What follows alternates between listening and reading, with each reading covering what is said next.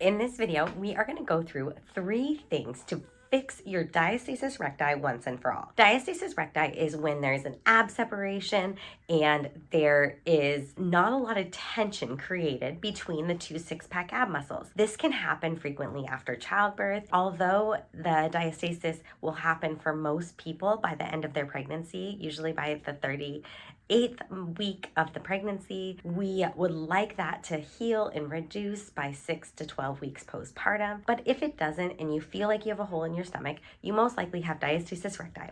So let's go through 3 things that you have to do in order to heal your diastasis.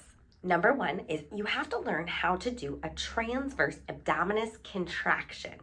If you can figure out how to do this type of contraction and then start every single movement that you do with this transverse abdominus contraction, you are going to have a really good likelihood of healing your diastasis once and for all. Join me here. The transverse abdominus muscle is essentially exactly where my pants are here. And so I'm going to show you my TA here. Here's my postpartum belly, and I was contracting my TA as we were talking. And now from the side, if I was to lift up my lower belly, or imagine that I'm tightening my transverse abdominus, which is the muscle that goes from this hip bone to this hip bone and goes horizontally. So when it contracts, it pulls together and lifts up. That's the movement of the transverse abdominus. If you contract it appropriately, what you'll see is you'll see this movement of coming up and in with activation. And then when it goes into relaxation, it just hangs there. So let's pull it in, and now we'll relax it. That is a TA contraction, and now I'm maintaining the TA contraction. As you can see, I still have loose skin that I'm working through. That is the TA activation. You want to hold that for about 10 seconds and repeat that 10 times. Now, when you go through your daily life or you pick up your baby, you want that muscle to be active. A great way to turn that muscle on is by doing the next tip that I'm going to give you, which is blow as you go. And this means that you exhale air with all exertion that you do. So pretty much it looks like this. If you lift something up like this, you want to exhale that air. And while you move or do anything heavy, even if you just shut a car door, you want to exhale your air to help decrease the pressure on the linea alba, allowing the six-pack ab muscles to come back together. Now, if we were to inhale and then do a move like lift up, that's going to put a lot more pressure on the opening of the diastasis. And we want to avoid the pressure, allowing the abs to come back together, allowing there to be good tension in that linea alba so we can't just stick our fingers in there. Now, for the very third thing that we are going to do is we are going to combine the very first tip I gave you, the TA activation, with the blow as you go activation, and we are going to put them together to TA while you blow as you go.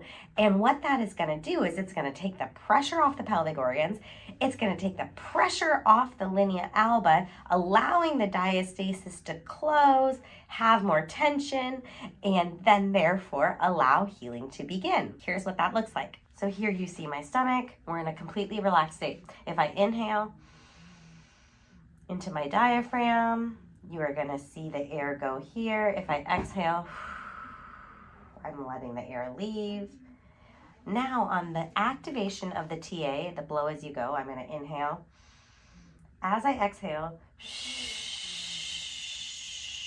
I initiate the exhale with the TA. So I'm getting a good closure of the TA as I exhale.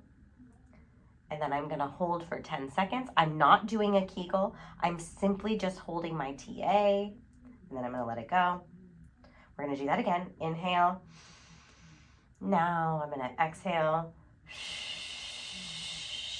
As I'm contracting the TA, my TA is engaged, my diastasis recti has closed, I have approximated the 2 rectus abdominis muscles, decreasing the separation, improving the tension so my fingers can't push down inside the line, and I have really good tension here, and I'm exhaling and letting it go. Now, what a lot of people do is they'll use their obliques to drive this movement. So they will either do this and pull in really tight, but you want to make sure that it's the TA, the lower abdominal muscles, that's driving the movement, and not the TA and the rectus. Kind of when you see more movement up here, that means that we're getting more of the obliques and the rectus abdominis working. Again, we want that movement to drive from down low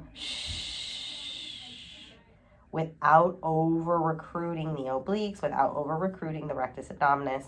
Now you can see my left obliques probably need a little bit of manual releasing because they're pulling really hard, and then let it go. So that is the combination of the TA activation and the below as you go. And the reason we're doing that is to allow the diastasis to heal. If we don't do that, but we are doing squats or we're doing any other exercises, then we set ourselves up for increasing the separation.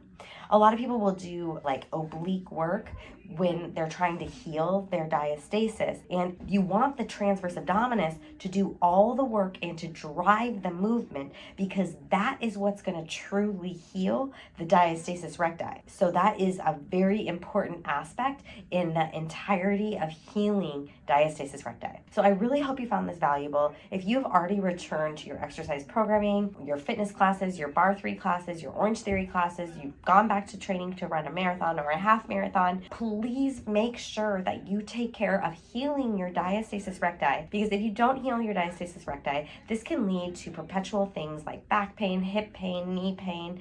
And so it's really important that this part of your core begins to heal so you don't put too much stress down in your pelvic floor, in your back, or in your hips. And it's always a good idea to work with a pelvic floor expert physical therapist to help guide you on this healing journey of healing your diastasis and also healing your pelvic floor and the entirety of your core so it works the most optimal for you. I'm Dr. Allison Felt. I own Body Motion Physical Therapy located in Edmonds and Poulsbo, Washington, and we would love to help you regardless of where you're located in the world. You can fly to our clinic, and we do intensives where you come for 4 to 5 days, and we will help you on the journey of starting to heal your diastasis recti. Thanks so much. Hope you found this valuable. Please like and subscribe and share with all your mom friends.